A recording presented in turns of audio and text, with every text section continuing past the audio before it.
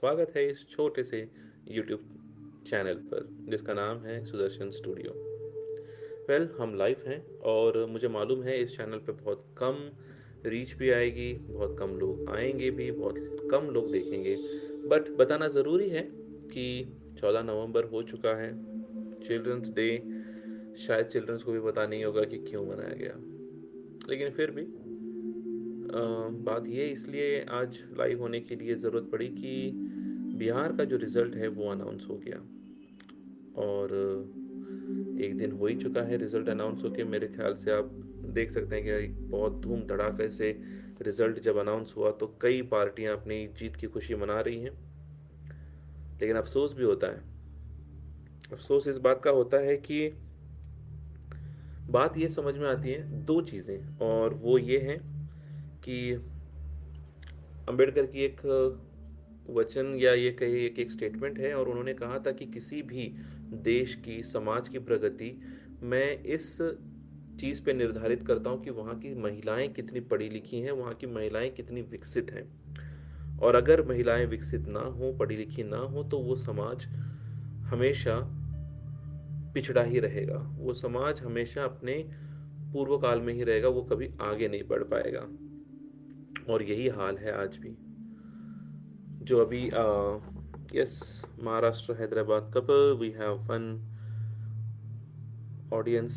तो फिर चलिए आगे बात बढ़ाते हैं कि जब समाज की प्रगति मैं सिर्फ उस पर ही निर्धारित करता हूँ जब वहाँ की महिलाएं पढ़ी लिखी हों, साक्षर हों और तर्कशील विचार की हों। अब बिहार में ऐसा कुछ हुआ नहीं। Yes yes yes love you madam.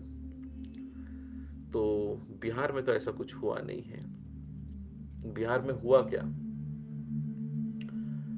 लोगों ने ये सोचा कि बीजेपी के अलावा शायद कोई और पार्टी आ जाएगी।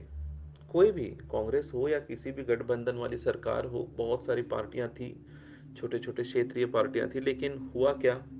वो जीती नहीं। और जीता वही जिसके पास दमड़ी और चमड़ी दोनों थी। दमड़ी यानी पैसा, चमड़ी यानी आप समझ सकते हैं लड़कियों की हेराफेरी की गई है। आप पता ही है, बहुत सारी लड़कियों का मार्केट वहाँ पे था और कई लोगों को इसका आनंद लेने का भी मौका मिला। तो दमड़ी और चमड़ी जिसकी थी उसने तो राज किया। एक बहुत पुरानी कहावत है जो मुझे फिफ्थ या सिक्स्थ में थी, जब हम लोग मुहावरे लिखते थे, और उसका मुहावरा ये है कि जिसकी लाठी उसकी भैंस। यानी जिसके पास पावर है, जिसके पास सत्ता है, उसी की भैंस होगी। यानी जमीन हो, जायदाद हो, जोरू हो, कुछ भी हो, सब उसी का होगा। और वही हुआ बिहार में। जिसकी लाठी उसकी भैंस। बीजेपी जीती, बाकी सब पार्टियां गायब। और बहुत अच्छे लोग थे, कुछ एग्रीकल्चर डिपार्टमेंट से ज्वाइन हुए थे, कोई प्रोफेसर्स थे, कोई टीचर्स थे, जो इस बार एक सामाजिक मुद्दा लेके बिहार की राजनीति में आए थे। लेकिन ये सारी की सारी राजनीति ना एक चीज पर आके ठहर गई, और वो है कि आप कितने में बिकते हो। 1500, 1000, 2000, 10,000, हर इंसान की एक कीमत है, और इस कीमत को साझा किया है बिहार के लोगों ने। उन्होंने या तो अपने वोट को बेच दिया या अपनी इंसानियत को बेच दिया। दोनों में से किसी एक को तो बेचा ही है। वोट नोट लेके, और दूसरा अपनी इंसानियत। क्योंकि प्रगतिशील बिहार तो हो नहीं सकता, आगे होगा भी नहीं। रीजन उसका यही है कि जिस तरीके से जिन नेताओं को उन्होंने चुना है, वैसे ही आगे का राज्य साम्राज्य होगा। अगर आप एक सिंपल से एग्जांपल से लेते हैं, चलो इतनी बहुत बड़ी बड़ी बातें नहीं करें, एक छोटी सी बात करते हैं। आप फैमिली मैन होंगे, आपका एक परिवार होगा, परिवार में कुछ बच्चे होंगे, राइट?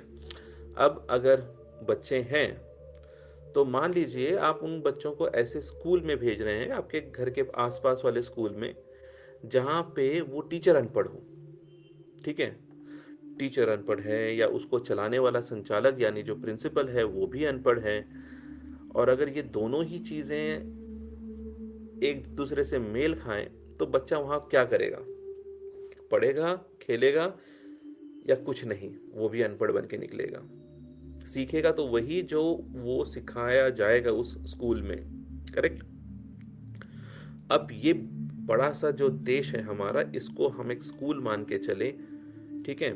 और जो हमारे राजनेताएं हैं वो हमारे टीचर, और हम जो उनके जनता हैं वो है उनके स्टूडेंट। अब आपके अगर टीचर दुस्साहसी हों, मारपीट करने वाले हों, गुंडे हों, अनपढ़ हों, स्त्रियों का, लड़कियों का छल करते हैं, उनको गंदा करते हैं, उनको बर्बाद करते हैं, अगर ऐसे लोग होंगे तो क्या आप ऐसे टीचर को उस स्कूल में रहने देंगे जहां आपके खुद के बच्चे पढ़ते हों? रात को नींद नहीं आएगी, दिन में आपको चैन नहीं आएगा, आप सोचोगे कि मेरी बच्ची के साथ ना जाने क्या हो जाए। स्कूल के दरवाजे बंद, और फिर आपका दिल की धड़कन धक धक धक धक धक धक करते रहेगी, आपको चैन नहीं मिलेगा, क्योंकि आपके बच्चे जो है ना ऐसे स्कूल में जहाँ पे कुकर्मी लोग हैं, चाहे वो लड़कियों के साथ हो, चाहे वो इंसान के साथ हो, या चाहे वो हत्यारे हो, आपको डर लगा रहेगा। और ये डर आपको क्यों नहीं समझ में आता जब आप अपने वोट को बेचते हैं। महाराष्ट्र में ये जो वोट है 1500 में बिके, ठीक है, और बिहार में आपको मालूम ही है 10,000 में। लेकिन ये 10,000 के वोट के पीछे भी बहुत सारी प्रॉब्लम्स हैं, आपको पता है। महाराष्ट्र में जिस तरह से वोट बिके हैं कुछ सालों के लिए, मेरे ख्याल से 7-8 महीने, ठीक है, इस 7-8 महीने के लिए भी 1500 के लिए गांव से दूर दूर से औरतें आती हैं, या तो बस करके आती हैं, या तो प्राइवेट बसेस करती हैं, या तो गवर्नमेंट की बस करती है, जहाँ पे वो कुछ पैसा खर्च करती हैं और वहाँ के जो स्टेट बैंक है वहाँ तक पहुँचती है।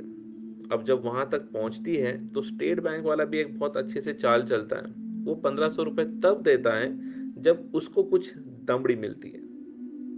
चमड़ी को देख के दमड़ी का बहुत अच्छा ख्याल आता है। उसको जैसे ही दिखता है कि लोग गांव से आए हैं, अनपढ़ हैं, तो वो 100 रुपए तो पक्का मांगेगा। और ये सही बात है, ये कोई झूठ बात नहीं, कोई कहानी नहीं है। 100 रुपए लेगा वो 1500 रुपए देने के लिए। उस 1500 रुपए में से 100 रुपए गायब, यानी कि आने जाने के लिए जो खर्चा था 100 रुपए वो, सरकारी जो बाबू है उसको 100, यानी 200 रुपए चले गए, बचे 1300। 1300 में जिंदगी एक महीना भर चलाना, आप देख लो गांव में अगर चलता है तो। आपको रिचार्ज करना है, आपके फोन है, आपके गैस सिलेंडर हैं, ठीक है, और अगर कुछ नहीं तो दाल चावल रोटी। वैसे महाराष्ट्र में ये चावल नहीं चलता, ज्यादातर तो बाजरे की रोटी चलती, तो ये भी नहीं मिलेगी, जवार बाजरा। तो कुछ दिनों तक ये 1500 रुपए आए, और उसके बाद एक मास्टर स्ट्रोक हुआ गवर्नमेंट का, और वो है कि बहुत सारी महिलाएं जो हैं इस क्या बोलते हैं स्कीम का बहुत बुरी तरीके से इस्तेमाल कर रही हैं। कुछ महिलाएं एकदम बोगस हैं, और ये जो महिलाएं हैं ये पैसा लूट रही हैं सरकार का। और हम इस प्लान को या स्कीम को अभी बंद करेंगे जब तक हम इसकी पड़ताल नहीं कर लेते कि कौन सही है और कौन गलत। तब तक मैं सारे के सारे औरतों को या बहनों को यानी सिस्टर्स को ये आह्वान करता हूँ कि जो भी ऐसा धोखा कर रहा है ना वो अपना नाम काट ले उस स्कीम से।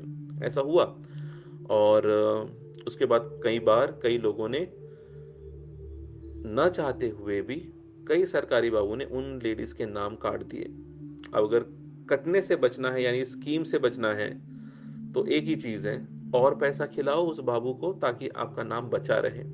ई केवाईसी तो और भी खराब था, करेक्ट। ई केवाईसी के लिए तो और अलग से पैसे, अगर आपको नहीं मालूम है इंटरनेट कैसे यूज करते हैं, ई केवाईसी कैसे करते हैं, जो कि कंप्लीटली फ्री ऑफ कॉस्ट है, उसके लिए भी 300 रुपए देने पड़े। और ये दिए भी लोगों ने, ये इंटरनल चीज है जो मुझे अच्छे से पता है कि 300 रुपए भी दिए। तो 200 रुपए वो, 300 रुपए ई केवाईसी, हो गया 1500। 1000 रुपए आपके हाथ में, और 1000 रुपए में एक महीना यानी 30 दिन चलाइए, ठीक है। तो कई जो बोगस जो स्कीम्स इसमें जो लेकर आते हैं 1500 रुपए देने के लिए, ये बाद में 1500 रुपए जो है रुक रुक के, यानी करीबन 2 महीने में, 3 महीने में, कभी 6 महीने में भी के ये 1500 रुपए डिपॉजिट हो रहे हैं जस्ट ईएमआई के बेसिस पे। और ये हाल बिहार का भी होने वाला है। आज आपके पास महीना 2 महीना 10,000 आएगा जरूर, लेकिन इस 10,000 को आप क्या करेंगे? आपके जो माइक्रो फाइनेंस के जो आपके ऊपर कर्जे पड़े हैं ना बिहार में, माइक्रो फाइनेंस की जो गुत्थी है, मतलब एक ऑर्गेनाइजेशन है माइक्रो फाइनेंस का जो आपको लोन देता है, क्योंकि आप गरीब हो, आपके 6,000 से कम अगर इनकम है तो आपको एक बहुत अच्छा माइक्रो फाइनेंस यानी लोन मिलता है। और उस लोन को चुकाने के लिए जब आपके पास पैसे नहीं होते हैं, तब 12-1 बजे आपकी गाय भैंसे मोटरसाइकिल, आपकी जोरू, आपके घर पे लड़की, वो सब गायब हो जाएंगी यूं। That's what Bihar is. यूं गायब हो जाएंगी आपकी लड़कियां रात के 12-1 बजे, क्योंकि ये माइक्रो फाइनेंस वाले ले चले जाते हैं। और उसके बाद क्या होता है आपको अच्छे से पता है, ये वहां पे है। और उस माइक्रो फाइनेंस के फाइनेंस को, यानी कि जो लोन को चुकाने के लिए आप दूसरा लोन लेते हो, फिर तीसरा लोन लेते हो, और लोन के ऊपर लोन बढ़ते जाता है, कर्जदार हो जाते हो। और फिर इस 10,000 को आप वहीं पे इस्तेमाल करोगे। क्या करोगे? बिहार के अगर आपने न्यूज़ अगर देखी है हाल फिलहाल के जो पूरे के पूरे इस महीने में, तो आपको देखा होगा कि 10,000 का लेडीज को पूछा गया कि आप करोगे क्या। कई लोगों ने कहा, सिर्फ एक या दो चीजें मैं आपको बता देता हूँ। सबसे ज्यादा जो क्वेश्चंस ये जो पूछे गए थे कि आप 10,000 का क्या करोगे जब आपके अकाउंट में आ जाएगा, यानी 2 महीने में अगर आपके अकाउंट में आता है तो क्या होगा। 10,000 यानी 10,000 2 बार, यानी 20,000 का आप करोगे क्या। कई जो औरतें थी जो अपना घर चलाती हैं, बहुत अच्छी तरीके से चलाती हैं, बेहतरीन फाइनेंसिंग करती हैं अपने घर के लिए, उन्होंने पहले तो ये कहा कि कर्ज से मुक्ति होगी। जो भी कर्ज है माइक्रो फाइनेंस का जो पड़ा है 3,000 5,000, उसको तो पहले वो चुकता करेगी। और दूसरा जो है बकरी पालन करेगी, मुर्गी और बकरी, मुर्गी और बकरी। आप सोचिए उस राज्य की क्या स्थिति है जहां पे औरतों को ये पूछा जाता है कि आप इस पैसों का क्या करेंगी। कोई बड़ा बड़ा जवाब नहीं होता, हवाई जवाब नहीं होते, रियलिटी जवाब ये होती है कि हम बकरी या मुर्गी पालन करेंगे, और यही करके किसी तरीके से हम अपने बिजनेस को आगे बढ़ाएंगे या शायद बिजनेस को चालू रखें। तो ये था वहां का जवाब वहां की औरतों का। और बिहार की और एक बहुत निराली चीज है ये कि लोगों ने दबंगियों को चुना है।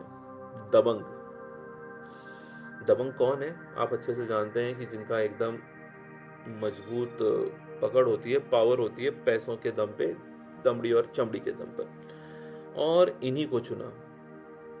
वक्त था बिहार के लोगों के पास एक बदलाव का, एक अच्छे बिहार का, जहां पे वो कृषि, फार्मर्स के ऊपर, यानी कि कृषि ड्रॉट के ऊपर, सूखा के ऊपर कुछ सोचें, किसानों के बारे में सोचे, सूखे के बारे में सोचे। लोग जो पलायन कर रहे हैं अपने ही राज्य में से दूसरे राज्य जाने के लिए, चाहे वो महाराष्ट्र हो, हैदराबाद हो, चाहे किसी और राज्य में, यहाँ तक कि असम में जाके वो लोग काम करने को तैयार हैं बिहार के लोग, क्योंकि वहां पे कुछ पैसे तो मिले काम के।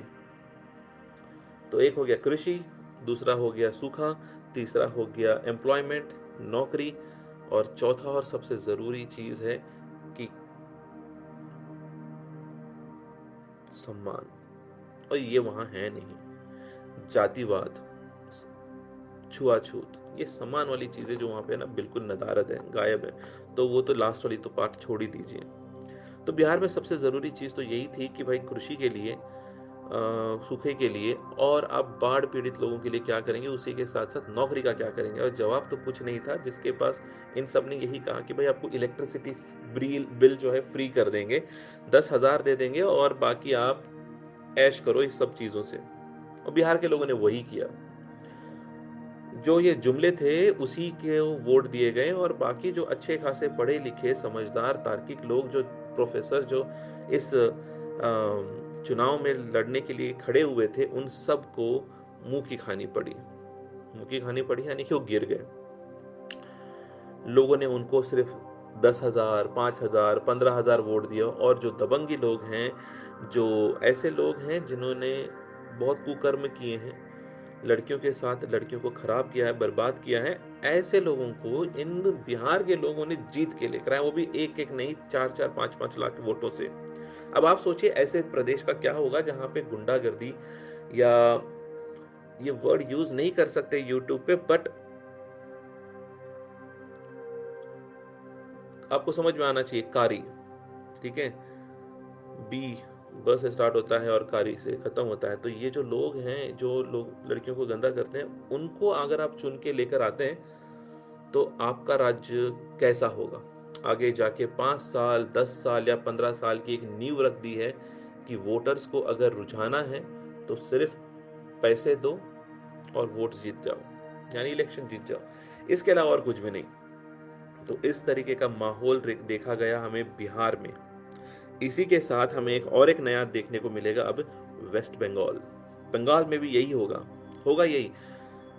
अगर महाराष्ट्र के लोगों को 1500 में खरीदा जा सकता है, बिहार को 10,000 में खरीदा जा सकता है, तो महिलाओं को वेस्ट बंगाल के शायद 15 या 20,000 में खरीदा जाए, और वो बहुत बेहतर तरीके से खरीदेंगे क्योंकि लोग बिकते हैं। और इस वीडियो को मैं यहीं एक गाने से समाप्त करना चाहता हूँ कि वो गाना ये है कि कौन सा होगा जो खरीदे बिक्री पे हो या पैसे पे हो। अगर कोई सजेशन है तो यहाँ पे दे सकते हैं।